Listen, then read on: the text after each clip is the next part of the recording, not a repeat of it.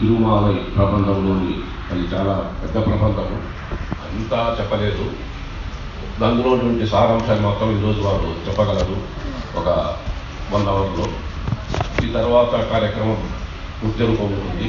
భరతనాట్య మండలి తిరుపతి వారిచే నృత్య రూపకం కూడా ఉంది కాబట్టి భక్తులు ఈ కార్యక్రమాలన్నీ 8 వరకు జరుగుతాయి.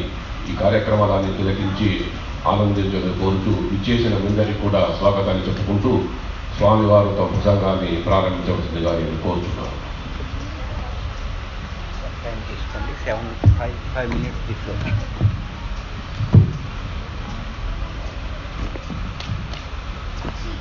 రామానుజదయా జ్ఞానవైరాగ్యభూషణం శ్రీమద్వేంకటనాథార్యం వందే వేదాంతదేశికం లక్ష్మీనాథసమారంభాం నాదయామునమధ్యమాం అస్మదాచార్యపర్యంతాం వందే గురుపరంపరాం மற்றொன்றும் வேண்டாம் மனமே மகிழரங்கர் கட்டினும் வைத்துக்கழலினை கீழ் உற்ற திருமாலை பாடும் சீர் தொண்டரடி பொடியம் பெருமானை எப்போதும் பேசு.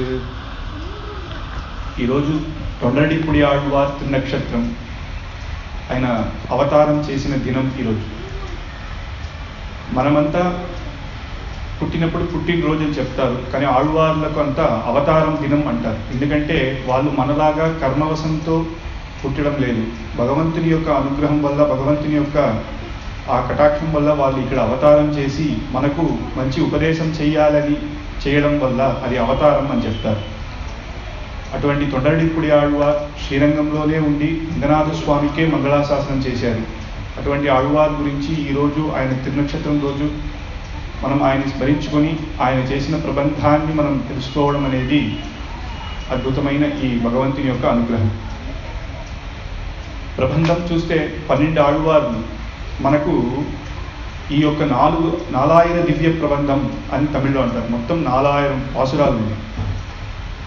ఆ పాసురాలన్నీ చూస్తే వేదం, శాస్త్రం ఈ అన్నిటికీ అంతా మనం తెలుసుకోలేం కాబట్టి చాలా కష్టం. దానికి సంస్కృతం తెలిసి ఉండాలి, దానికి మంచి జ్ఞానం కావాలి. కాబట్టి ఆళ్వార్లు అవతారం చేసి మనందరికీ అర్థమయ్యేలాగా ఇటువంటి అద్భుతమైన పాసురాల్ని మనకి ఇచ్చారు.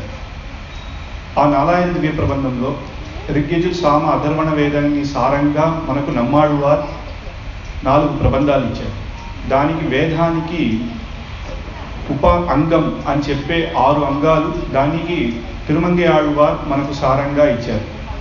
రామాయణం, భాగవతం, మహాభారతం ఇవన్నిటికీ ఇతిహాస పురాణాల మొత్తం చూస్తే కులశేఖర ఆళ్వార్ మొత్తం రాముని గురించి మంచిగా మంగళాశాసనం చేసి రామావతారాన్ని పూర్తిగా అనుభవాన్ని మనకిచ్చారు.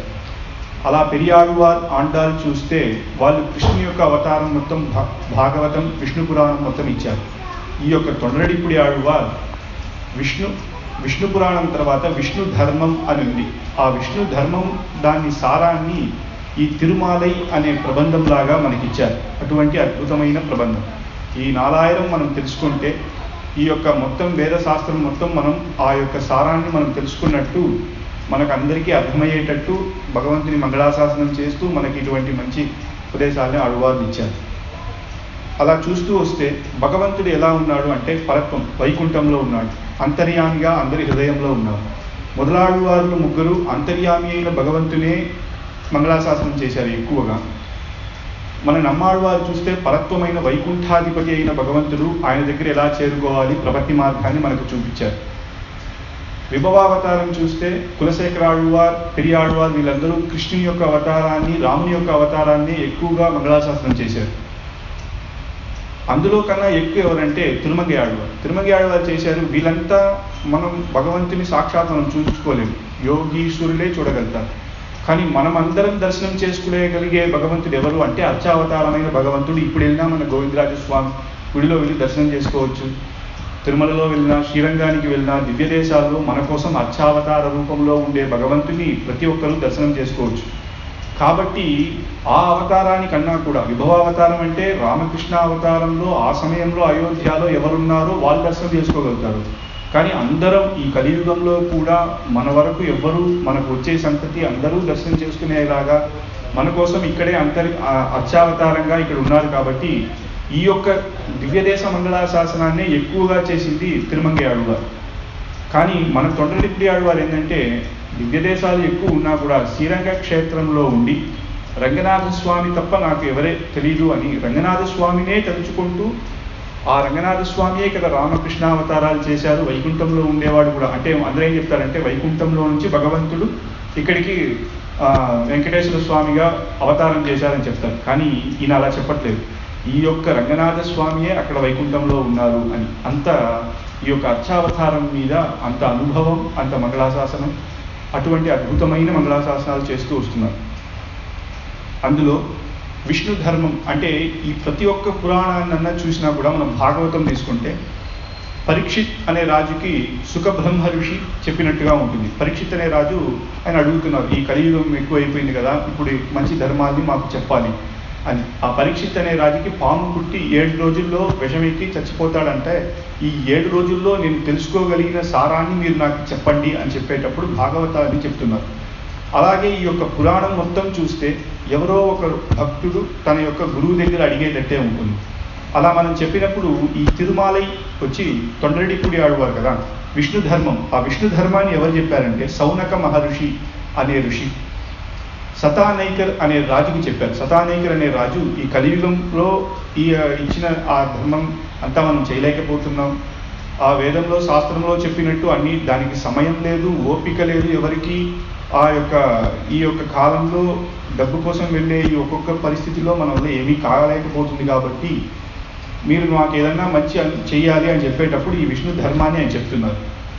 అలాగే ప్రతిదానికి ఉంది కదా. అప్పుడు ఈ యొక్క పాసురాలని ఎవరికి ఎవరు చెప్పారు అని చెప్పేటప్పుడు దీనికి వ్యాఖ్యానం స్వామి పెరియవాచాన్ పిళ్ళై చేసేటప్పుడు ఈ యొక్క దాన్ని చెప్పింది ఎవరంటే తొండరెడ్డిపూడి ఆళ్వార్, వినింది ఎవరంటే రంగనాథ స్వామి అని చెప్తున్నారు. దానికే ఈ యొక్క దివ్య ప్రబంధానికి గొప్ప ఎక్కువ. ఎందుకంటే చెప్పింది ఎవరికి అంటే రంగనాథ స్వామి. మనం అడగచ్చు, భగవంతుడు ఆయన సర్వజ్ఞుడు, ఆయన తెలియదే ఏమీ లేదు, ఆయన మళ్ళీ తొండరెడ్డిపూడి ఆళ్వార్ దగ్గర ఇవంతా వినాలా, అవసరం ఏంటి అని మనం అడగచ్చు. కానీ ఒక తల్లి తన కొడుక్కి చిన్నప్పుడు చిన్న కథలు చెప్పిస్తూ స్కూల్ పాఠాలు ఏదో నేర్పిస్తూ ఉండేటప్పుడు అంతా నేర్పించినాక ఆ చిన్న పిల్లవాడు తిరిగి మళ్ళీ చెప్తారు, ఈరోజు నేను నేర్చుకున్న ఈ కథలంతా చెప్పేటప్పుడు ఎంత సంతోషంగా విని ఆహా బాగా చెప్పాడే అని మనం ఎలా ఆనందిస్తామో భగవంతుడు కూడా ఈ ఆళ్వార్ మూలంగా ఈ యొక్క ప్రబంధాన్ని విని ఆనందిస్తున్నారంట. అటువంటి ప్రబంధం ఇందులో ఎక్కువగా చెప్పింది ఏంటంటే నామ ప్రభావం. అంటే భగవంతుని యొక్క నామం. మన వల్ల పెద్ద పెద్ద చదువులు జ్ఞానము లేదు, గుడికి వెళ్ళి దర్శనం చేసుకోవాలన్నా కూడా చాలా కష్టంగా ఉంది అన్నప్పుడు ఇంట్లోనే కూర్చొని కృష్ణ రామ గోవింద అంటే చాలు, దానికన్నా గొప్ప ఏదీ లేదు. ఎందుకంటే భగవన్నామ స్మరణ అంత ముఖ్యం. ఆ భగవన్నామ కీర్తన అంత త్వరగా ఎవరికి రాదు నోట్లు. మనం ఎక్కడన్నా కింద పడితే అయ్యో అమ్మ అంటామే కానీ గోవింద అనేది మన నోట్లో రాదు. అలా రావాలంటే మనం ఎప్పుడూ భగవంతుని తలుచుకొని ఉంటేనే ఉండాలి. అటువంటి ఆ మంత్రం యొక్క గొప్ప. ఇప్పుడు కొంతమంది అంటారు తెలిసి చెప్తేనే ఆ నామం యొక్క ప్రభావం ఉంటుందా. ఏదో ఒకడు ఇంకొకరిని తిడుతున్నాడు, అరే కృష్ణ నువ్వు ఎందుకు ఇలా చేసావని, అయినా కూడా అక్కడ కృష్ణ అనే నామం వచ్చినందువల్ల ఆ వాళ్ళకి మంచి జరుగుతుంది అనేది నామ సంకీర్తన యొక్క గొప్ప. అటువంటి నామ సంకీర్తనాన్ని ఆళ్వార్ ఇక్కడ తిరుమాలైలో చెప్తున్నారు. ఈ తిరుమాలై పాసురం తమిళ్లో చెప్పేటప్పుడు పెద్దవాళ్ళు తిరుమాలై అరియాదా తిరుమాలై అరియాదారే అంటారు. అంటే ఈ తిరుమాలై ప్రబంధం తెలియలేని వాళ్ళకి తిరుమాల్ అంటే అమ్మవారు భగవంతుని యొక్క గొప్ప మనకు తెలియదు అని. అటువంటి అద్భుతమైన ఈ తిరుమాలై పాసురం. అందులో ఈ పాసురం చెప్పేటప్పుడే మట్రొండ్రం వేండ్రాం మనమే, మనకి ఇంకేమీ అవసరం లేదు, ఈ యొక్క అద్భుతమైన ఈ ప్రబంధాన్ని ఇచ్చిన ఆళ్వారిని మనం తలుచుకొని, ఆళ్వారు ఇక్కడ చెప్పిన రంగనాథ స్వామి మంగళాశాసనం చేసిన రంగనాథ స్వామిని తలుచుకొని మనం ఉంటేనే చాలు అనేది ఈ యొక్క పాసురం యొక్క అర్థం. మొదటి పాసురం కావలిల్ పులనై వైத்து కలిదన్னை கடக்கப்பாய்ந்து நாவலிட்டொழிகின்றோம் நமந்தமர் தலைகள் மீதே மூவுலகமுண்டமிழ்ந்த முதல்வா நின்னாமம் கற்ற ఆవలిప్పుడమై కండాయ్ అరంగమానగరులానే. కావలిల్ పులనై వైత్తు అంటే మన ఇంద్రియాలు, ఈ కళ్ళు చెవు ఈ యొక్క చేతిలో అన్నీ చూస్తే భగవంతుని ఎందుకు ఇచ్చాడంటే భగవంతుని యొక్క ధ్యానం కోసమే. ఈ కళ్ళు ఎందుకంటే భగవంతుని దర్శనం చేయడానికి, చెవు ఎందుకంటే భగవంతుని యొక్క విషయాన్ని మనం వినాలని, నోరు ఎందుకు ఇచ్చారంటే భగవంతుని నామ సంకీర్తనం చేయాలని. కానీ మనం ఏం చేస్తున్నాం, దీన్నంతా పెట్టుకొని ఏదేదో చూస్తున్నాం, ఏదేదో వింటున్నాం, చాడీలు చెప్తున్నాం, ఇలాగే ఉండిపోతుంది. కానీ ఇక్కడ ఆళ్వారు ఏం చెప్తున్నారంటే, కావలి పులనై వైతు, ఈ ఇంద్రియం మొత్తం నేను భగవంతుని మీదే పెట్టేశాను. ఎలా అంటే భగవంతుని యొక్క నామస్మరణ వల్ల అని, గోవింద రంగా అని చెప్తే చాలు అని. కలిదన్నై కడక్క పాయింది, ఎవరొకరు నామ చెప్తేనే చాలు కృష్ణ అంటారో వాళ్ళు ఈ కలియుగం, ఈ యొక్క సాగరం, సంసార సాగరాన్ని దాటేస్తారు అంటారు. ఇక్కడ చెప్పేటప్పుడు పాయింది అంటారు. సంసార సాగరం, మనం సాధారణమైన ఈ సాగరం కాదు. సంసార సాగరం అనేది చాలా కష్టం. ఎన్నో జన్మలు మనం పుట్టి పెరిగి పుట్టి ఇలాగే మరణించి పునరపి జననం పునరపి మరణం అని ఇలాగే ఉండిపోతాం. అక్కడ చేసిన పాపాలు పుణ్యాల వల్ల మనం ఇంకో కొత్త జన్మ తీసుకుంటాం. అంటే ఇప్పుడు మనం కొత్త బట్టలు కొనుక్కుంటాం, అది చిరిగిపోయినాక ఇంకో కొత్త బట్టలు కొంటాం. అంటే మన దగ్గర మంచి డబ్బు ఉంటే వాళ్ళు దానికి వాళ్ళకి తగినట్టు బట్టలు కొనుక్కుంటారు. డబ్బు లేని వాళ్ళు ఏదో చిరిగిపోయిందో ఏదో చూసుకుంటారు. అలాగే ఎక్కువ పాపం చేసిన వాళ్ళు వచ్చే జన్మలో ఏదో ఒక మృగంగాను ఏదో ఒక చెట్టుగాను అలా అయిపోతారు. కానీ మంచి పుణ్యం చేసిన వాళ్ళు ఇలాగా మనలాగా మనుషుల్లాగా ఉంటారు. ఈ యొక్క సృష్టిలో చూస్తే ఎన్నో జీవరాశులు ఉంది. కానీ మనిషిగా పుట్టాలి అంటే, మనిషిగా పుట్టామంటే ఏదో మంచి జన్మ చేశాం. కానీ ఇంతవరకు మనం వచ్చాం, ఎదిగి ఏదో ఒక పురుగు నుంచో ఏదో ఒక కుక్క, దాని తర్వాత ఆవు, అలా అయ్యి ఒక మనిషిగా వచ్చామంటే ఈ యొక్క జన్మని మనం వ్యర్థం చేయకూడదు. ఈ యొక్క జన్మలో ఆ యొక్క పశుపక్షులకి మనకు ఏ వ్యత్యాసం అంటే జ్ఞానం. జ్ఞానశ్చ హీనాహ పశుభిస్ సమానాహ అన్నారు. అంటే తినడం, నిద్రపోవడం, దాని తర్వాత అలా ఉండడం అనేది ఏ జంతువు అన్నా కూడా ఉంటుంది. అది కూడా తింటుంది, దాని తర్వాత నిద్రపోతుంది, అలా ఉంటుంది. దానికి మనకి ఏం వ్యత్యాసం అంటే మనకు జ్ఞానం ఉంది. అటువంటి జ్ఞానాన్ని మనం మంచితనంలో చూపించాలి. ఒకరికొకరికి మంచి చేసుకుంటూ భగవంతుని విషయంలో మనం శ్రద్ధ చూపిస్తూ సనాతన ధర్మం చెప్పినట్టు మనం ఉండాలి. లేకపోతే మనకు ఆ మృగానికి వ్యత్యాసం లేదు అని చెప్తున్నారు. కాబట్టి కలిదన్నై కడక్క పాయింది, హనుమంతుడు ఈ యొక్క లంకకు వెళ్ళడానికి సముద్రాన్ని దాటారు.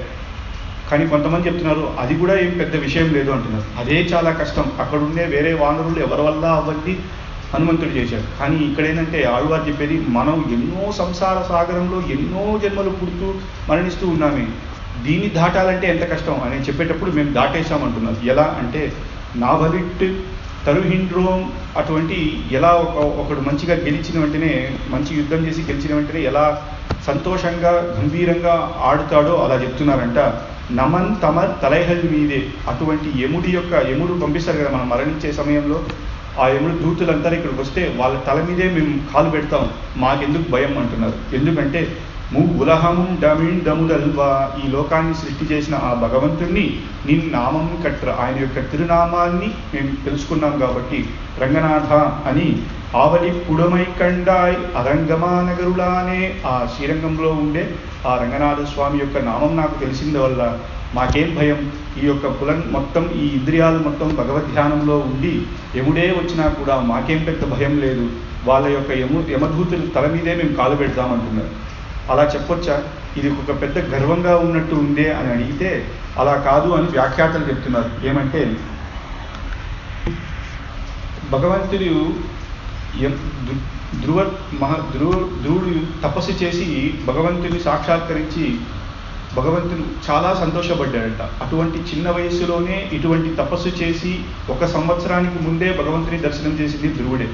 ఆ ధ్రువుడు ధ్రువపదానికి వెళ్ళేటప్పుడు యముడే, ఆ చిన్న పిల్లవాడు కదా, ఆయన ధ్రువపదానికి ఎక్కేటప్పుడు తన యొక్క తలను చూపించి నా మీద కాలు పెట్టి ఎక్కువ అన్నాడంట. ఎందుకంటే భాగవతులంటే యమధర్మరాజుకు అంత ఇష్టం. యమధర్మరాజు అంటారు. ఎవరికైనా ఇంద్రునికి కూడా మనం ధర్మరాజు అని చెప్పము. ఎందుకంటే యముడికి ఆయనకి ఇచ్చిన పనిని ఆయన చేస్తున్నారు. భగవంతుడు ఆయనకి ఏం పని ఇచ్చారు, ఎవరెవరి అందరూ ఎటువంటి వాళ్ళందరికీ వాళ్ళు ఏమేమి పాపాలు చేశారో దాన్ని బట్టి వాళ్ళకి శిక్షణ ఇవ్వాలనేది ఆయన ధర్మం. ఆ ధర్మాన్ని ఆయన చేయడం వల్లనే ఆయన యమధర్మరాజు. ఆయనే అవతారమే, ఆయనే యుధిష్ఠిరుడిగా పంచపాండవుల్లో మొదటి ధర్మరాజుగా ఆయన యొక్క అవతారమే. కాబట్టి ఆయన ధర్మాన్ని ఆయన చేపిస్తున్నారు. కానీ భాగవతులు అంటే ఆయనకి చాలా ఇష్టం అంట. ఆయన దూతలు ఒక్కొక్కసారి వెళ్ళేటప్పుడు చెప్తారంట, ఎవరన్నా తప్పు చేసిన వాళ్ళని పట్టుకో, కానీ వాళ్ళే హరిభక్తులైతే వాళ్ళ దగ్గరికి నువ్వు వెళ్ళకు, అది మన పని కాదు, అది భగవంతుడు వాళ్ళని చూసుకుంటారు అని అటువంటి యముడు చెప్తారు. కాబట్టి ఏం చెప్తున్నారు, కొంతమంది ఆళ్వారు వ్యాఖ్యానం చేసే, ఇక్కడ వచ్చేసి పెరివాచాన్ పిళ్ళై స్వామి వ్యాఖ్యానం చేసేటప్పుడు சிலர் யமன் தற்பயாமி சித்திரகுப்தம் தற்பயாமி என்று ஆராதிக்க తిరునామத்தை అండై కొండ బలత్తాలే அவர் தலையிலே అడైహిండ్రోం అని కొంతమంది ఏమో యమునికి పూజ చేసి యమునికి స్తోత్రం చేస్తారు. యమన్ తర్పయామి చిత్రగుప్తం తర్పయామి అని చెప్తారు. ఎందుకంటే అట్లాగైనా వాళ్ళు మన పాపాలని అక్కడ తీసేస్తారేమో అని. కానీ మాకెందుకయ్యా భయం? భగవన్నామ స్మరణ మా చేత ఉండటం వల్ల ఆయన తల మీదే మా కాలు పెడతాం అనేది ఇక్కడ భగవన్నామం ఆ యొక్క గొప్పతనాన్ని చెప్తున్నారు. అప్పుడు భగవన్నామం తెలిసి చెప్తేనే ముఖ్యమా, తెలియకుండా చెప్తేనే కూడా పర్లేదా అంటారు. కొంతమంది ఎవరినో పిలిచేటప్పుడు కృష్ణ అని పిలుస్తాడు కదా, అప్పుడు కూడా వాళ్ళకి మంచిదే జరుగుతుంది అంటే ఎలా అంటే, ఒక అగ్గి ఉంది, చిన్న పాప వెళ్ళి తాకితే అది వేడిగా ఉంటుంది, కానీ నాకు తెలియదు, అది ఆ చిన్న వాళ్ళకి తెలియదు. అది తెలియదే అని చెప్పి అగ్గి ఎప్పుడన్నా వాళ్ళని ఏమన్నా చేయకుండా ఉంటుందా? ఎవరు అది తాకినా అది తెలిసి, అది తాకితే నాకు అది బాగా ఇదవుతుందని తెలిసినా కూడా, తెలియకపోయినా చేయబెట్టినా కూడా అది అగ్గి కాల్చేస్తుంది. కాబట్టి ఆ యొక్క నామాన్ని తెలిసి చెప్పినా కూడా తెలియక చెప్పినా కూడా భగవంతుడు మనకు ఆహా ఇప్పుడన్నా ఆ నామాన్ని వాడు చెప్పాడే, వాళ్ళకి ఏమన్నా మనం చెయ్యాలి అనేది చేస్తారంట. అటువంటి అద్భుతమైన ఈ యొక్క తిరునామ మహిమని చెప్తున్నారు. అప్పుడు ఇక్కడ చెప్తున్నాడు, తిరునామాన్ని నేను చెప్పిన దానివల్ల ఆళ్వార్ రంగనాథ స్వామిని చూసి నీ ఆవలి పుడమై కండాయి, నా యొక్క ముఖం చూసావా ఎంత ఆనందంగా ఉంది, నువ్వు చూడు అని. అందరూ ఏం చెప్తున్నారు? భగవాన్ని కండే నిన్ను చూశానని చెప్తారు. ఈయనేం చెప్తున్నారు? నన్ను నువ్వు చూడు అంటున్నారు. ఎందుకంటే భగవంతుని యొక్క ముఖానికన్నా కూడా ఆళ్వార్ అంటే భక్తుల యొక్క ముఖం చాలా సంతోషంగా ఉందంట. ఎందుకు అంటే ఆ నామాన్ని మేము చెప్తున్నాం కాబట్టి అని చెప్తున్నారు. నీ ముఖమైనా ఉంది అంటే భగవంతుని కృష్ణావతారంలో చూసి మంతింద్ర ముఖం పోలే, నువ్వు మట్టిని నోట్లో పెట్టుకొని యశోదమ్మ వచ్చి తిడుతున్నా అని నీ ముఖం అలా ఉంది.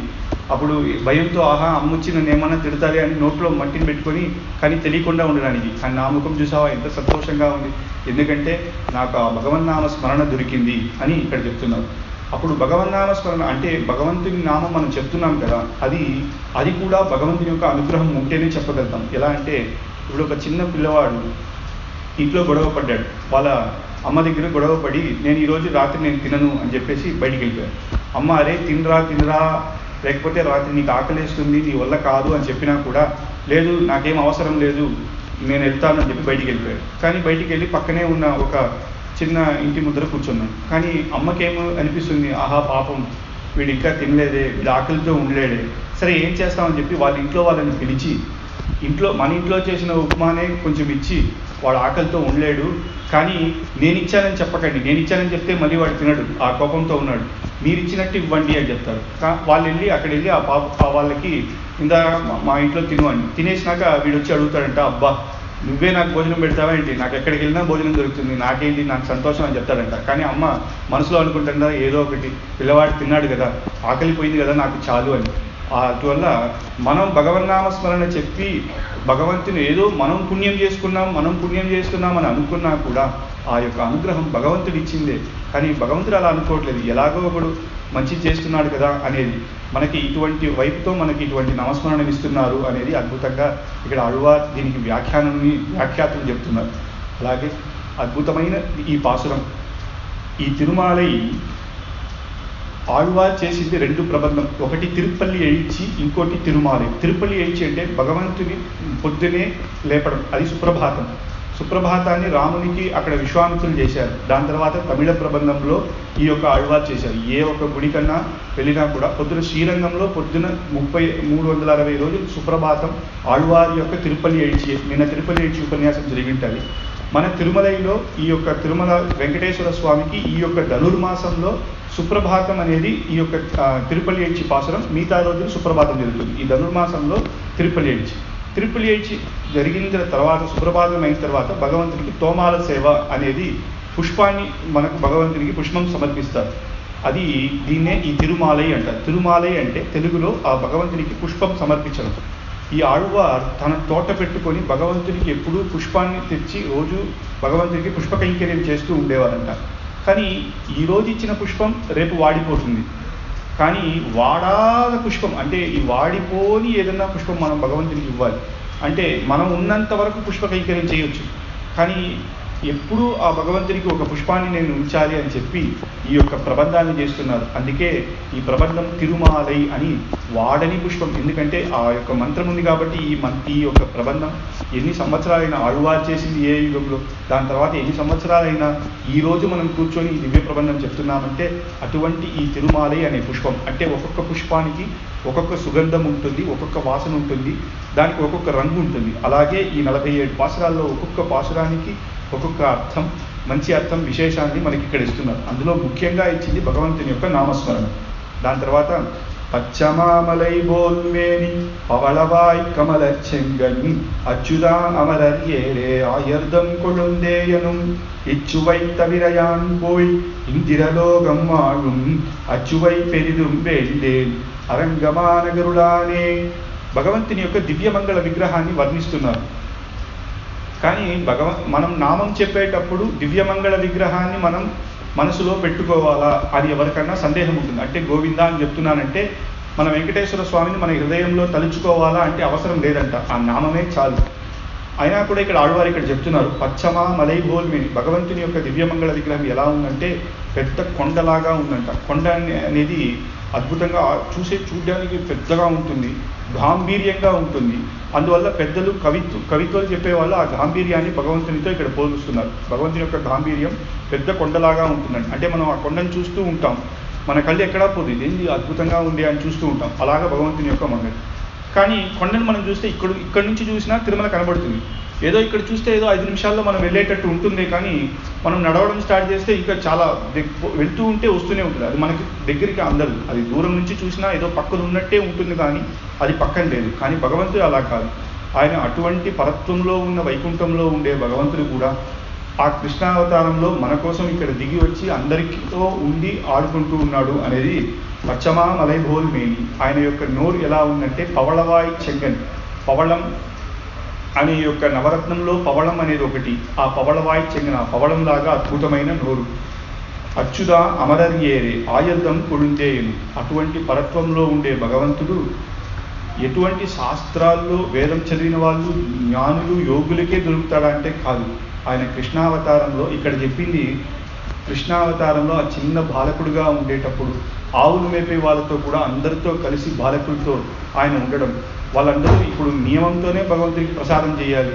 ఇంట్లో మనం స్నానం చేసి చేయాలంటే ఆ పిల్లవాళ్ళందరూ నోట్లో కృష్ణ మా అమ్మ నీకోసం ఇచ్చింది, ఇది తిను, అది తిను అని ఒక్కొక్కరు వాళ్ళ నోరులో పెట్టుకునేటప్పుడు ఆ అద్భుతాన్ని అక్కడ దేవతలు బ్రహ్మాదులే చూసి ఇటువంటి భగవంతుడా, మనం అక్కడికి మనం తిరుపార్కడలు అంటే క్షీరాబ్ది సముద్రానికి వెళ్ళి భగవంతుని ఎంతసేపు తపస్సు చేసినా కూడా ఆయన మనకు ఆ దర్శనం ఇస్తారో లేదో, కానీ వీళ్లకు ఇటువంటి సులభంగా భగవంతుడు దొరికాడే, అంత అద్భుతంగా వాళ్ళతో కూర్చొని పక్కనే ఆడుకుంటున్నాడే, అటువంటిది మనకు కూడా దొరకలేదని బ్రహ్మాదులే వీళ్ళని చూసి అసూయపడుతున్నారంట. అటువంటి ఆ కృష్ణుడు.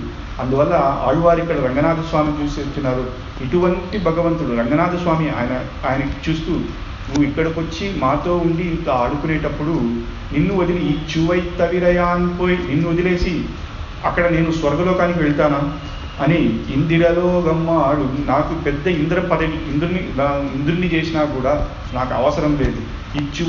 అచ్చువై పెరిదుంబేండే, అది నాకు అవసరం లేదు. అరంగమానగులాని, ఈ యొక్క రంగనాథ నువ్వే నాకు చాలు అని చెప్తున్నారు. అటువంటి ఈ స్వర్గంలో వెళ్ళి ఏముంటుంది, అక్కడ మనం ఇక్కడ ఏదో మందు తాగేటట్టు అక్కడ ఏదో అమృతం తాగుతారంట. ఈ దేవతలంతా అక్కడ ఇక్కడ తాగి ఏదో రంభా ఊర్వశి అనుకుంటున్నారు. కానీ ఇక్కడ మన శ్రీరంగంలో భాగవతోత్తములు అందరూ వచ్చి రంగా రంగా అని అనిపించడంలో వాళ్ళని దర్శనం చేసుకుంటూ భగవంతుని దర్శనం చేసుకుంటూ ఈ యొక్క భక్తి అక్కడ ఉంటుందా? ఆ భక్తి లేదు అక్కడ. అది సంతోషం కాదు. అది సంతోషం అని చెప్పినా కూడా చూడ్డానికి సంతోషంగా ఉన్నట్టు ఉండే, కానీ అక్కడ నిరంతరం కాదు కదా. ఎంత పుణ్యం చేశానో అంతవరకే, దాని తర్వాత మనం ఇక్కడ తరిమేస్తారు. అప్పుడు అటువంటిది నిత్యం కాదు, సంతోషం కాదు. అది దానికోసం మనం ఆశపడాల్సిన అవసరం లేదు.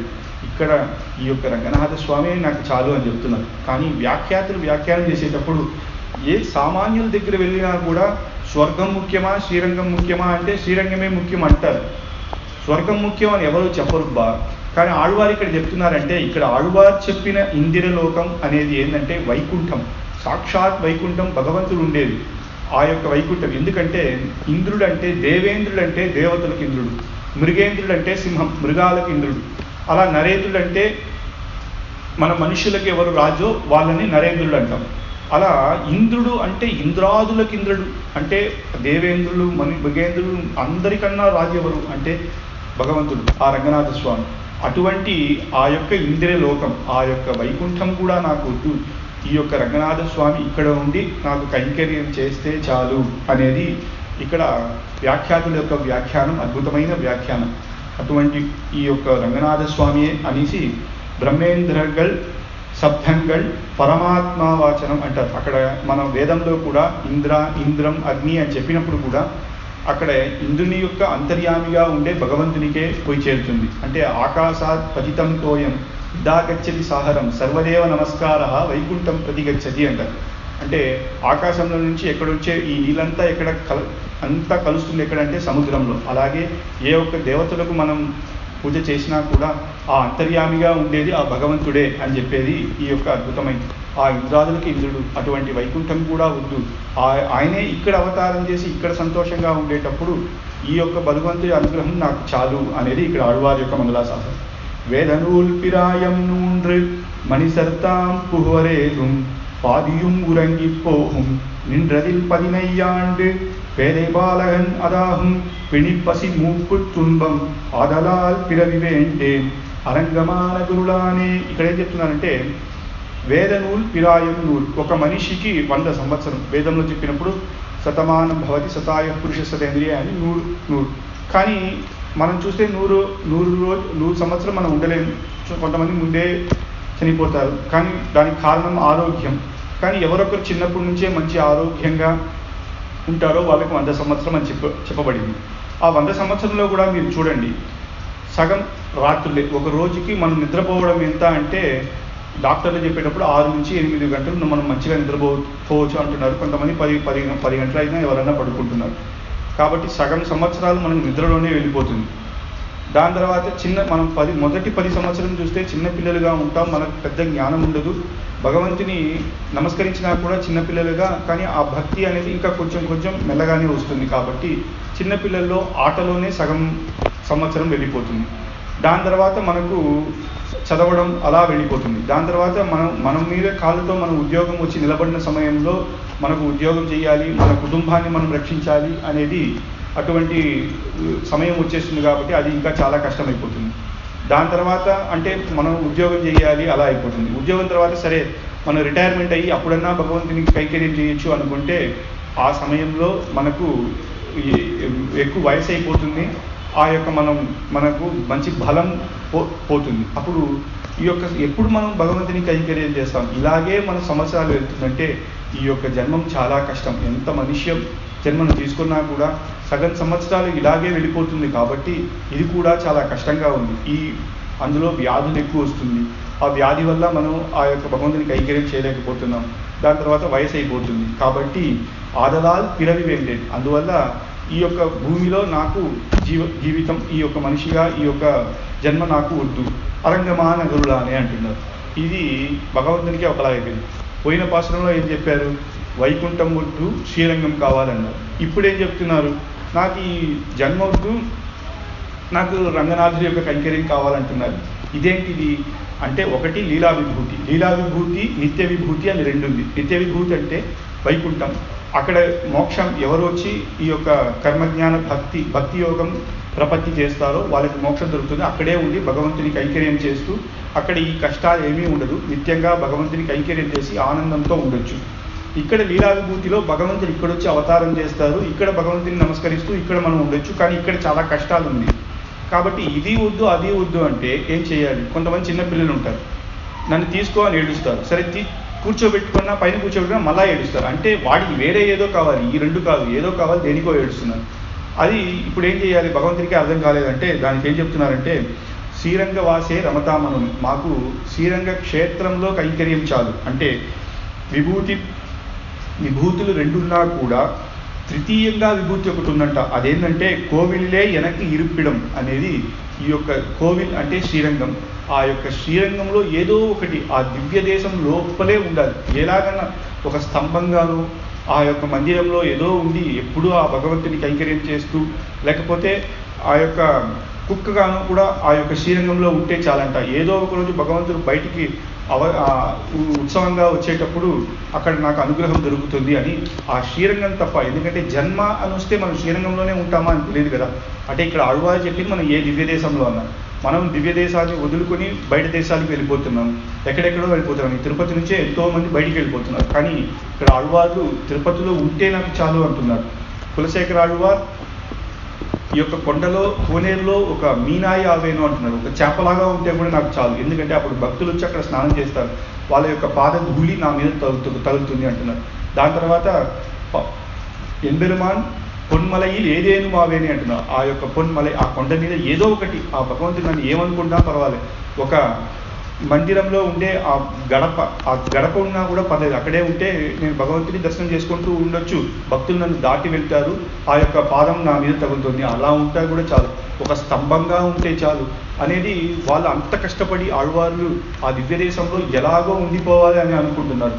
కానీ మనకు అటువంటి మంచి అద్భుతమైన ఈ యొక్క తిరుమలలో మనం వాసన ఉన్నా కూడా మనం వదులుకొని వెళ్ళిపోతున్నారు కొంతమంది. అలాగే అటువంటి అద్భుతమైన ఈ యొక్క పాసురాన్ని ఇక్కడ చెప్పి భగవంతుని యొక్క కైంకర్యమే చాలు అని மெய்த்தவிழ்நிலையில் நின்று மூன்றெழுத்துடை பேரால் కట్టిల బంధు అంటే పరాంగతి కందు హొందాన్ అనేది ఇక్కడ కట్టిల బంధు అనే ఒకరి యొక్క కథని ఇక్కడ చెప్తున్నారు. ఆయన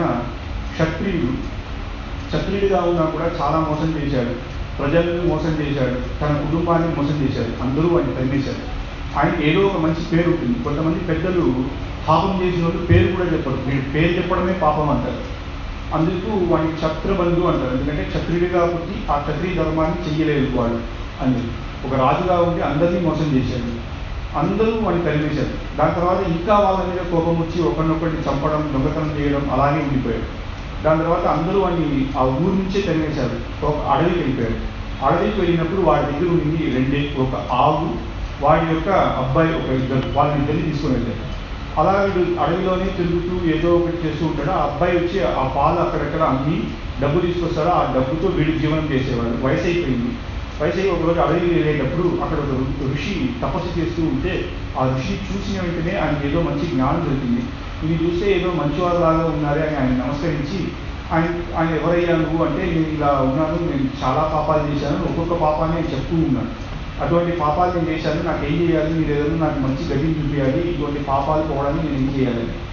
అప్పుడు ఋషి చూశాడు, శాస్త్రంలో చెప్పినట్టు ఒక్కొక్క చేసిన పాపానికని ఇవి చేయొచ్చు అని చెప్తే వాడికి ఫస్ట్ అర్థమవుతుందా? వీడు మొదటి నుంచే ఒక దొంగగా ఉండి ఇలాగే అయిపోయాడు, వీడికి ఏం చెప్పినా వీడికి అర్థం కాదు. ఏదో ఆ ఋషి చూసిన వెంటనే ఆ జ్ఞానం వచ్చిన తర్వాత దాని తర్వాత ఇక్కడి నుంచి అక్కడ వెళ్ళినాక మళ్ళా మారిపోతాడు. వీడికి ఇప్పుడు ఏం చేయాలి, వీడికి ఏమని చెప్తే శాస్త్రంలో ఉండే అన్నీ చెప్తే వీడికి అర్థం కాదు అని అలా ఆలోచిస్తూ ఉన్నాడు. అప్పుడు నీతో ఎవరెవరు ఉన్నారు అంటే, ఇలా ఒక ఆవు ఉంది, దాని తర్వాత ఒక అబ్బాయి ఉన్నాడు. ఆ అబ్బాయి పేరు ఏంటి అంటే గోవింద.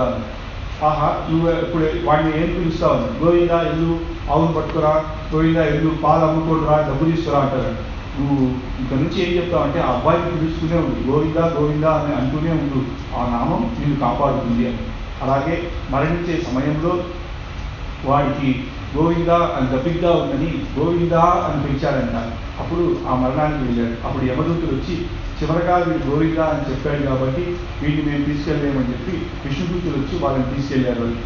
దాని తర్వాత ఇంకో వచ్చే జన్మలో మంచి భక్తులుగా పుట్టి అక్కడి నుంచి భగవంతునికి కైంకర్యం చేసి మోక్షానికి వెళ్ళాడు అనేది ఆయన యొక్క చరిత్ర. ఆ గోవింద అనే పదం ఆ ఋషి వీడికి ఏం చెప్పలేము, ఆ యొక్క నామ సంకీర్తనం ఉంటే చాలు. నామ సంకీర్తనం చేసేటప్పుడు మనం అనుకుంటాం పొద్దునే లేచి పూజ చేయాలంటే స్నానం చేసి చేయాలి అని కొన్ని నియమాలు ఉంటాయి. కానీ నామ సంకీర్తనం చేసేదానికి ఏ నియమం లేదు. ఎటువంటి దోషం ఉన్నా కూడా, ఎటువంటి కాలం అన్నా కూడా, రాత్రి పడుకునేటప్పుడైనా కూడా స్నానం చేయకుండా, స్నానం చేసా ఏమీ లేకుండా కృష్ణ గోవింద అని చెప్పొచ్చు, దానిలో ఏం తప్పు లేదు. అప్పుడు పరాశర భట్టర్ని ఒక ఆయన శిష్యుడు అడిగారంట, మనం నామ సంకీర్తనం చేసే ముందు మనం స్నానం చేయాలా అని అడిగారంట. అప్పుడు పరాశర భట్టరు చెప్పారంట, గంగలో వెళ్ళి స్నానం చేస్తావు, ఎందుకు స్నానం చేస్తావు? మన పాపాలు పోవడానికి. గంగా స్నానం ముందు ఇంట్లో ఒక స్నానం చేసి మళ్ళా వెళ్ళి గంగా స్నానం చేస్తావా? లేదు కదా. అలాగే లేచి వెళ్ళిపోయి గంగా స్నానం చేస్తావు కాబట్టి ఆ గంగా స్నానమే నీకు పుణ్యం ఇస్తుంది కాబట్టి నువ్వు ఇంకో స్నానం చేయాల్సిన అవసరం లేదు. భగవన్నామ స్వామి చెప్పేటప్పుడు నేరుగా భగవన్నామం చెప్తే చాలు అని, దానికి ఏ నియమం లేదు. అటువంటి క్షత్రబంధువు యొక్క చరిత్రను ఆళ్వారు ఇక్కడ ఎందుకు చెప్తున్నారంటే, అటువంటి పాపి వాడి గురించి ఎందుకు ఇక్కడ మాట్లాడాలంటే, ఆ యొక్క నామ సంకీర్తనం వల్ల వాడు ఎంత ఇదిగా అయ్యాడు, వాడికే అటువంటి మంచి జ్ఞానాన్ని భగవంతుడు ఇచ్చాడంటే మనలాంటి వాళ్ళకు కూడా ఎప్పుడు తెలిసి చేస్తే ఎంత ఇస్తారు. ఎందుకంటే మనకు ఒక లల్లి అనే ఒక మహారాణి ఉంది. ఆ మహారాణి రోజు గుడిలో వెళ్ళి దీపం వెలిగిస్తూ ఉంటుందంట. దీపం వెలిగిస్తూ ఉంటుంది, ప్రతిరోజు దీపం వెలిగిస్తుంది. ఆ రాణికి ఎంతోమంది వాళ్ళు పనిచేసే వాళ్ళు ఉన్నారు కదా, వాళ్ళని పెట్టి దీపం వెలిగించవచ్చు కదా, కానీ ఆమె వెళ్ళి వెలిగిస్తుంది. ఋషి అడిగారంటే ఎప్పుడు ఈ యొక్క దీపం వెలిగిస్తున్నారే, కారణం ఏంటి అని అడిగేటప్పుడు ఆమె చెప్పిందంటే పోయిన జన్మలో నేను ఎదుగుగా ఉన్నాను, మందిరంలో అక్కడ వెళ్తూ ఉంటే ఆ దీపం ఆరిపోయేలాగా ఉంది, నాకేదో అది చూడడానికి ఏదో తినడానికి ఉన్నట్టు ఉంది, ఆకలిగా ఉంది, తినాలని చెప్పి పరిగెత్తుతుంటే అది ఆరే సమయంలో దాన్ని తాకాను, అది వేడిందని నేను ఇలా వెళ్ళిపోయాను. అది తాకి వెళ్ళినందువల్ల ఆ దీపం కొంచెం ముందుకు వెళ్ళింది, మంచిగా దీపం బాగా వెళ్ళింది. అప్పుడు యముడు ఏం రాశాడంటే ఈ యొక్క కార్తీక మాసంలో విష్ణు గుడిలో ఈయన దీపం వెలిగించాడు కాబట్టి ఆ యొక్క పాపం పోయిందని పుణ్యాన్ని రాశాడంట. అందువల్ల తెలియక చేసిన ఆ పుణ్యానికే ఇప్పుడు నేను మహారాణిగా పుట్టానంటే తెలిసి చేస్తే నేను ఎంతో చేస్తానని చెప్పి రోజు నేను దీపం వెలిగిస్తున్నాను. అలాగే నామ సంకీర్తన కూడా అంత గొప్ప. అటువంటి నామ సంకీర్తన మనం ఎప్పుడూ చేస్తూ ఉండాలి అని ఇక్కడ స్వామి వేదాంత దేశం చెప్పేటప్పుడు రమాధైత రంగభూరమణ కృష్ణ విష్ణో హరే త్రివిక్రమ జనార్దన త్రివినాథ నారాయణ అని ఎవరి రమా కృష్ణ రంగభూరమణ కృష్ణ విష్ణో హరే అని చెప్తారో వాళ్ళకంతా యముని యొక్క భయమే అవసరం లేదు, యముడే వస్తే కూడా నమస్కరిస్తూ వెళ్ళిపోతారు అనేది ఇక్కడ చెప్తున్నారు. అలాగే పెరిగిరాల్ సుగంగై ఉయ్యప్పాన్ பெரியதோர் இடும்பைப்பு உண்ட ఉందిరా కిడత్వం పోదు ఉడలిచ్చే కరైంది. కొంతమంది మనుషులు ఏమంటారంటే వాళ్ళకు ఇది చెప్తారు, అరే ఈ యొక్క ఏదో శాస్త్రంలో చెప్తున్నారు, స్వర్గం అంటారు, నరకం అంటారు, అదంతా మరణించిన తర్వాత ఎవరన్నా నేరుగా వెళ్ళి చూశారా, ఇవంతా నిజమా? మొదటిగా ఈ యొక్క జీవితమే నిజం. ఇప్పుడు ఈరోజు నువ్వు ఉంటావు కదా, సంతోషంగా ఉంది, ఆకలేస్తుందా, బాగా తిను అనేది ఎవరి కోసం నువ్వు ఆలోచించదు. మన జీవితం ఈ యొక్క జీవితంలో మనం సంతోషంగా ఉండాలి, ఎవరి గురించి నువ్వు ఆలోచించదు, నీ యొక్క సంతోషమే ముఖ్యం అని కొంతమంది అలా ఉంటారు. కానీ వాళ్ళని ఇక్కడ ఆడవారు ఖండిస్తున్నారు, మీకు తెలియదు, అందువల్ల ఈ యొక్క శాస్త్రం లేదని మీరు చెప్తున్నారు. కానీ ఇలా ఉండడం ఏంటయ్యా, ఎప్పుడు నిద్రపోతూ ఆ నిద్రలో ఏదో ఒకటి తింటూ ఆ తిండి దానివల్లే ఉండి అప్పుడు కూడా ఆకలేస్తుందే, ఇంకా మనం ఎంత వయసు అయినా కూడా బాగా తినలేదు, కొంతమంది ఏంటంటే బాగా తినలేదే, చిన్నప్పుడు నేను ఎంత తినేవాడిని తెలుసా అని ఇలాగే గడుపుతూ ఒక కష్టం నాకు ఈ కష్టం అనేది గడుపుతూ ఉండిపోతున్నారు. ఇదే జీవితం అని ఇలాగే ఉండిపోతున్నారే. కానీ అలా ఉండకూడదు. అరుణ్ శుభరాహింద్ర అరంగనాథ్ కాక్షేయాలి, ఆ రంగనాథ స్వామికి ఆ యొక్క కైంకర్యం చెయ్యాలి అని పురం శుభర్ కోలం చేయి పుల్ కౌ కిడక్కింద్రేరే అంటున్నారు. అలా అటువంటి ఆ నామ సంకీర్తనం చేయకుండా, భగవద్ధ్యానం లేకుండా ఇదే లోకం ఇదే ఆనందం అని వాడి ఇష్టానికి ఉండి ఎవడొకడు మరణిస్తాడో వాడి ఏమవుతాడు, అటువంటి మరణించిన వాడికి ఏం లాభం, ఒక మృగానికి వీడికి ఏం పెద్ద ప్రయోజనం, అది మనం చెప్పాం కదా. ఎందుకంటే ఆ మృగానికి ఈ జ్ఞానం ఉండి ఇటువంటి మనిషిగా జన్మించి అయినా కూడా ఈ యొక్క వ్యర్థం చేశాడే అని ఒక గ్రద్ద కూడా వచ్చి వాడి యొక్క చర్మాన్ని తినడంట. ఎందుకంటే ఇంత పెద్ద మంచి జన్మించినా కూడా వీడు ఏమీ చేయలేక, మంచి చేయలేక వాడి సంతోషాన్ని చూసి ప్రతి ఒక్కరిని కష్టపెట్టాడే అని వాడిని అది తినదు. ఆ గ్రద్ద కూడా చనిపోయిన ఆ జనాన్ని శరీరాన్ని తినదంట. అటువంటిగా ఇలాగా ఉండేది. ఆ రంగనాథ స్వామికి అందరూ కైంకర్యం చేయాలి అనేది ఇక్కడ ఆలువారు చెప్తున్నారు. అలాగే పులయరు ఆహిరి, ఇప్పుడు ఆలువారు ఇక్కడ చెప్పేటప్పుడు మనకు ఒక ఇల్లు ఉంది, ఆ ఇల్లులో మంచిగా చాలా పాతదైపోయింది, వర్షం పడితే కూడా నీళ్ళు లోపల రావడానికి వచ్చేస్తుంది. అటువంటి ఇల్లు ఉండేటప్పుడు మనం ఏం చేస్తాం, మంచిగా ధనం సంపాదించి కొత్త ఇల్లు కొనాలి. అక్కడ కొత్త ఇల్లు కూడా ఇలా ఉండకూడదు అని చెప్పి మంచిగా చూసి మనం ఇంకో ఇంటికి వెళ్ళాలి. అదే కదా నిజం. అలాగే ఆడవారి ఇక్కడ చెప్పేటప్పుడు మనకు కూడా ఈ యొక్క శరీరం అనేది ఇల్లు, ఇక్కడ కూడా 9 రంధ్రాలు మనకు ఉంది, కళ్ళు, చెవు, మూకు అంతా. ఇదంతా ఇలాగే ఉంటుంది అనుకుంటారా? కొంచెం వయసు అయిపోయిన తర్వాత చాలా కష్టంగా ఉంటుంది. అప్పుడు ఇవంతా పనిచేయడం, ఒక్కొక్కటి పనిచేయడం తగ్గిపోతుంది. ఆ యొక్క కష్టం వచ్చినప్పుడు మనం ఏం చేస్తాం, మనం మంచి ఇంటికి వెళ్ళాలి కదా అన్నప్పుడు ఆ వైకుంఠం భగవంతుని యొక్క కైంకర్యంతో అలా ఉండాలి. అప్పుడన్నా మీరు ఈ సమయంలోనే భగవంతుని ప్రార్థించి కైంకర్యం చేసి ప్రపత్తి చెయ్యాలి అనేది ఇక్కడ ఆలువారు చెప్తున్నారు. అలాగే ఈ ఆలువారు ఈ యొక్క ఆశ్రమంలో నామ సంకీర్తనలు, భగవంతుని యొక్క కైంకర్యం, దాని తర్వాత భగవంతుని యొక్క పరత్వం, ఇటువంటి భగవంతుడు ఎవ్వరూ లేరు అని ఇటువంటి పరత్వం, ఇతర మత ఖండనం, మిగతా మతం అంతా కూడా కొంతమంది లోకమంతా శూన్యం అంటున్నారు. కొంతమంది ఏం చెప్తున్నారంటే లోకం శూన్యం లేదు అని చెప్పొచ్చు, ఉండొచ్చు కాదు అని చెప్పి చాలా మతాలు ఉంది. ఈ యొక్క మతం అంతా వైదిక మతం కాదు. వేదాన్ని ప్రమాణంగా తీసుకోకుండా ఒక్కొక్కరు వాళ్ళ ఇష్టానికి చెప్తుంటే వాళ్ళనందరినీ ఖండిస్తున్నారు. ఇటువంటిదంతా కాదు. ఆ యొక్క రంగనాథ స్వామికి కైంకర్యం చేయండి అని పులయరు ఆహీంద్ర పుత్రుడు సమనరెల్లా. ఈ యొక్క బౌద్ధ మతం, సాంఖ్య మతం వీళ్ళందరూ చూస్తే వాళ్ళు ఈ వేదాన్ని ప్రమాణంగా తీసుకోరు. కానీ వాళ్ళకి తెలిసిన జ్ఞానం, అంటే నాకు తెలిసిన జ్ఞానమే జ్ఞానం కాదు కదా. ఇప్పుడు కొంతమంది ఏం చెప్తున్నారంటే సైంటిఫిక్గా ప్రూవ్ అయిందా అంటున్నారు. 10 సంవత్సరాల ముందు ప్రూవ్ అవ్వండి సైంటిఫిక్గా, ఇప్పుడు 10 సంవత్సరాలు అయింది. ఇంకా 10 సంవత్సరాలు పోతే ఇక సైన్స్ కూడా అది పెరుగుతూనే ఉంటుంది. కాబట్టి ఈ ఒక శాస్త్రం ఇప్పుడు సైంటిఫిక్గా ఈ రోజు అవ్వలేదంటే ఏదో ఒక రోజులో అయిపోతుంది. కాబట్టి దాన్ని మనం హీనం చేయలేదు. ఈ లోకం శూన్యం అని చెప్పలేము. భగవంతుడు చేసిన సృష్టి దానికి ఒక కారణం ఉంటుంది. శూన్యం అని ఎవరు చెప్పలేరు. వాళ్ళు ఏం చేస్తున్నారంటే గుండు కొట్టుకొని మనమంతా బంధువులంతా వదిలి తపస్సు చేస్తే వాళ్ళకేదో మోక్షం అని వాళ్ళు చెప్తున్నారు. అట్లాగా మనం వాళ్ళని కష్టపెట్టుకొని ఒకరిని వదిలి వెళ్ళకూడదు. అందుకే కృష్ణుడు చెప్పినప్పుడు మొదటి కర్మయోగం, వాళ్ళ యొక్క కర్మను మొదటి చేయాలి. వాళ్ళ ఒక కొడుకుగా నాన్నకి ఏం చేయాలో, ఒక భర్తగా పత్నికి ఏం చేయాలో అవన్నీ మనం చేసే మన భగవంతుని కైంకర్యం. దాని తర్వాతే భక్తి యోగం, అక్కడి నుంచి కర్మయోగం నుంచే భక్తి యోగం, జ్ఞానయోగం అంటే వస్తుంది. కాబట్టి ఇవన్నీ వదలలేదు. అందుకని చెప్తున్నారు ఇలా ఎన్నో మతాలు వచ్చేస్తుంది. వాళ్ళు ఏదేదో చెప్తున్నారు. దానికి ఆడవాళ్ళు చెప్తున్నారు కావాలంటే నీ చేతిలో కత్తి నేను ఇస్తాను, నా చేతిలో కత్తి నేను పెట్టుకుంటాను, తల అరుపుడం సావే, మీరు కావాలంటే నేను నరకండి, నేను నరికినా కూడా నేను సావను, ఎందుకంటే మా భగవంతుడు నా దగ్గర ఉన్నాడు అని చెప్పి సిలైనాల్ ఇలంకై శెట్ర దేవనే దేవన్ అన్నారు అని ఆ యొక్క లంకకి వెళ్ళి ఆ రావణుని వదలు చేసిన ఆ దేవుడే ఆ యొక్క రంగనాథ స్వామి, ఈయనే మొదటి దేవుడు అని చెప్పి ఆయన రక్షిస్తాడు. ఎందుకంటే ప్రహ్లాదుడు అలాగే ఉన్నాడు కదా. ఎంత ఆ యొక్క హిరణ్యకశిపుకి ఎవరు భయపడినా కూడా నేను సత్యాన్ని చెప్తాను. ఎవరు భగవంతుడు హిరణ్యకశిపు అని చెప్పు అన్నా కూడా భగవంతుడు శ్రీమన్నారాయణుడే అన్నారు. అందరూ దేవతలే భయపడి పరిగెత్తినా కూడా, ఎవరెవరో భయపడినా కూడా ఆ చిన్న పిల్లవాడు భయపడకుండా నేను సత్యాన్ని చెప్తాను అని తన నోటితో ఆయన చెప్పాడు. కాబట్టి దానికన్నా ఏ సత్యం, దానికి భగవంతుడే వచ్చాడు. కాబట్టి ఇక్కడ ఆడవాళ్ళు కూడా ధైర్యంగా నన్ను కావాలంటే మీరు నరకండి, కానీ ఇటువంటి అపవాదాలను చెప్పకండి, ప్రమాణం అనేది వేదం, శాస్త్రం, దీని నుంచే మీరు తీసుకోండి. అటువంటి రంగనాథ స్వామియే మొదటి దైవం అని ఇక్కడ చెప్తున్నాను. అలాగే వెలుపొడు సమణర్ మాండర్ విధియు సాత్యర్ అని చెప్పి ఇక్కడ కూడా కూడుమే తలయై ఆంగే అరుపదే కరుమం కండాయ్ అని ఇటువంటి వాళ్ళ కోసం మనం, ఎందుకంటే అటువంటి చెప్పి మిగతా వాళ్ళని మార్చుకొని వెళ్ళిపోతున్నారు. కానీ అది చాలా కష్టంగా ఉంది అని చెప్పి ఆళ్వార్ ఇటువంటివి చెప్తున్నారు. ఇటువంటి అద్భుతమైన పాసురాలు చెప్తూ వస్తూ ఆళ్వార్ ఇక్కడ శ్రీరంగ ఆ నగరాన్ని గురించి అద్భుతంగా చెప్తున్నారు.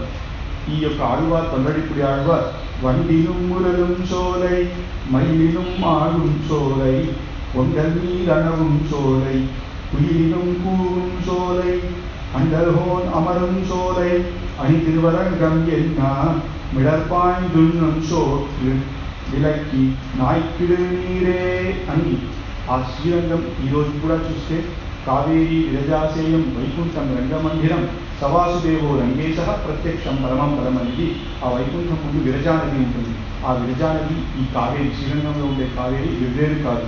అలాగే ఆ రంగనాథ స్వామి, ఆ వాసుదేవుడు వైకుంఠ పరమపద వాసుడు వెవ్వేరు కాదు.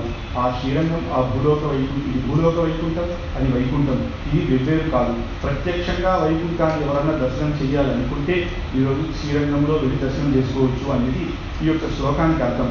దాన్ని చెప్పేటప్పుడు ఆ యొక్క శ్రీరంగం ఎలా ఉందంటే ఆ కావేరి ఆ నీళ్ళ వల్ల ఎక్కడ చూసినా పెద్ద నందవనాలు, ఆ నందవనాల్లో అక్కడక్కడ తేనెటీగలు వచ్చి ఆ తేనె తీసుకుంటూ ఉంటుంది. మందిరం మురలం సోలే, మయిలినం ఆడు సోలే, నెమలు ఎక్కడ చూసినా ఆడుతూ ఉంటుంది. అంటే ఈ ఆడువారి కాలం, ఆ సమయంలో ఇప్పుడు వెళ్ళినా కూడా అలాగే ఉంటుంది.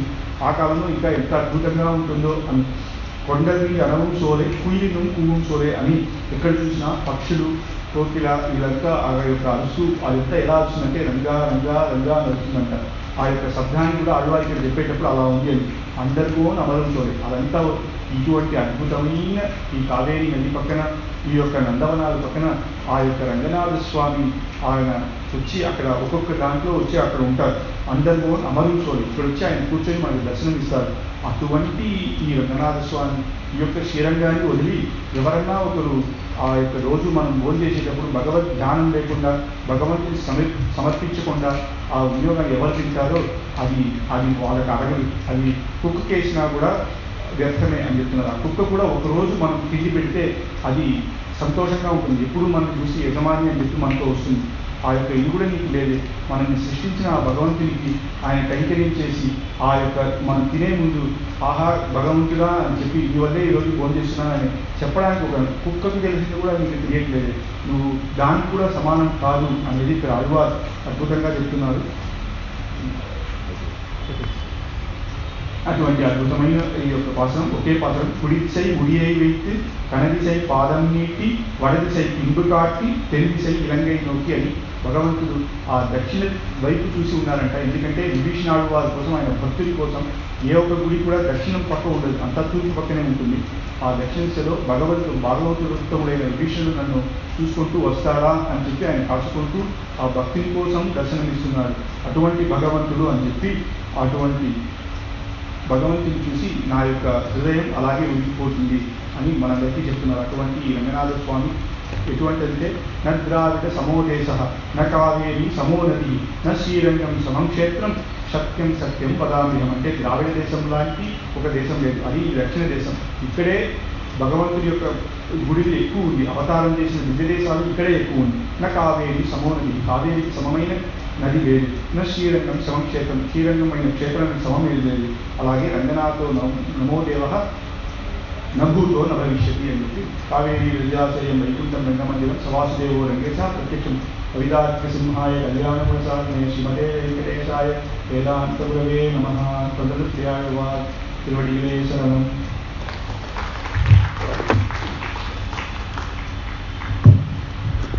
యువ విద్వాంసులు శ్రీమాన్ పి. సోనారెడ్డిపూడి ఆళ్వార్ వారు రచించిన ప్రబంధంలోని తిరుమాలై అనే ప్రబంధం యొక్క సారాంశాన్ని, వైకుంఠం యొక్క వర్ణన మరియు రంగనాథ స్వామి యొక్క వైభవాన్ని ఈ భాషణంలో వారు చక్కగా కొనియాడారు.